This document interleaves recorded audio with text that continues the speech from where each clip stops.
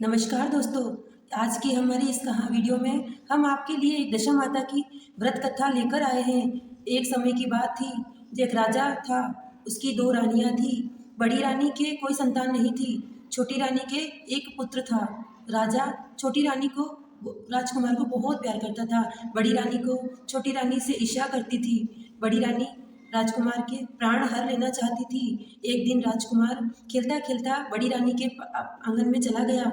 बड़ी रानी राजकुमार को गले में काला सांप, छोटी रानी दशा माता की व्रत करती थी। राजकुमार दशा माता का ही आशीर्वाद था। दशा माता की कृपा से राजकुमार के गले से सांप बिना कुछ नुकसान किए पहुंचाए चला गया।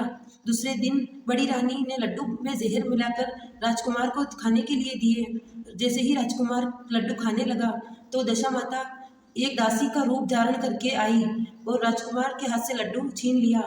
बड़ी रानी ने यह बार भी खाली गया। अब उसे चिंता हुई कि किस तरह इसे राजकुमार को मारे। तीसरे दिन जब राजकुमार फिर खेलता हुआ बड़ी रानी के पास आंगन में आया तो बड़ी रानी ने उसे पकड़कर गहरे कुएं में धकेल दिया, लेकिन दशा माता ने उसे बीच में ही पकड़ लिया। सारे राजकुमहल में राजकुमार की तलाश में होने लगी। राजा और रानी, छोटी रानी बहुत ज़्यादा रोने लगे। तब दशा माता ने एक भिखारन का रूप धारण किया और राजकुमार को गले से लगाया और एक कपड़े में छुपाकर राजमहल के द्वार पर पहुंची और भिक्षा मांगने लगी। तब सिपाहियों ने उन्हें दूर हटाते हुए कहा, माई तुझे भिक्षा की पड़ी है, यहाँ राजकुमार का खो गया है। इस पर दशा माता बोली, भाइयों पुण्य का प्रभाव बड़ा विचित्र होता है। यदि मुझे भिक्षा मिल जाए तो संभव है कि खोया हुआ राजकुमार तुम्हें मिल जाएगा। यह सुनकर दोनों दशा माता को अंदर आने दिया। वह अंदर गई और राजकुमार को छोटी रानी के आंगन में छोड़ दिया और वापस चली गई। परंतु छोटी रानी ने भिखारन के रूप में आई दशा माता को देख लिया और उसने कहा कि रुको, तुम कौन हो? तुमने 3 दिन तक मेरे बेटे को छुपा के रखा था, ऐसा तुमने क्यों किया? इस पर दशा माता ने छोटी रानी को अपने दर्शन देते हुए कहा कि मैं तुम्हारे पुत्र को चुराने वाली नहीं हूँ, मैं तो तुम्हारे आराध्य देवी हूँ।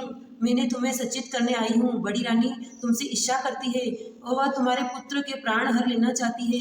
दशा माता ने यह बड़ी रानी को सारी करतूतें छोटी रानी को बताई।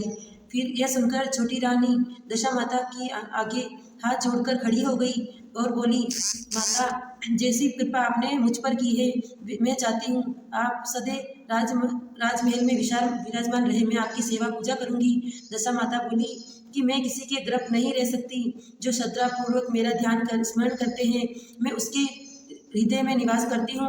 मैंने तुम्हें साक्षात दर्शन दिए हैं, इसलिए तुम सुहागन स्त्रियों को बुलाकर विधि विधान आदर संस्कार के साथ पूजन करें और नगर में ढिंडोरा पिटवा दे कि सभी को दशा मेरा व्रत करे। ऐसा कहकर दशा माता वहाँ से अंतर ध्यान हो गई।